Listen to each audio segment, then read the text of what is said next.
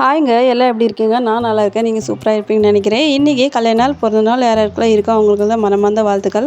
இன்றைக்கி என்ன சமையல் செய்யறதுன்னு தெரியல. ஏன்னா ஃப்ரிட்ஜில் போய் பார்த்தாக்கா காய் எதுவுமே இருந்தில்ல. கொஞ்சமாக கேரட்டு, கொஞ்சம் பீன்ஸ் இருந்துச்சு. அதை வச்சு என்ன செய்யலான்னு யோசிச்சா ஒரு காய் பிரியாணி மாரி செய்யலான்ட்டு எடுத்துகிட்டு வந்துட்டேன். எடுத்துகிட்டு வந்து கட் பண்ணும்போது யார் என்ன திட்டினாங்களோ தெரியல. கை கட் பண்ணிவிட்டேன் காலையிலேயே. நம்ம லைஃப்பில் எப்போவுமே எந்த ஒரு சூழ்நிலையுமே யாருக்கிட்டையும் கையேந்தி நிற்கக்கூடாது. 2 விஷயத்தில், ஒன்று பணம், இன்னொன்று பாசம்.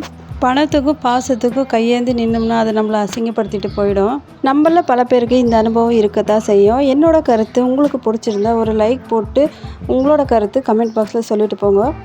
நம்ம இந்த உலகத்தில் கற்றுக்க வேண்டியது நிறைய விஷயங்கள் இருக்குது. ஏன்னா நானுமே இப்போ கொஞ்சம் புரிஞ்சுக்கிட்டு இருக்கேன் எல்லாருமே. நம்மளை பற்றி யார் என்ன நினைக்கிறாங்களோ, யார் என்ன பேசுகிறாங்களோன்ட்டு. நம்மளை சுற்றி என்ன நடந்தாலுமே நம்ம கண்டுக்காமல் இருக்கணும்.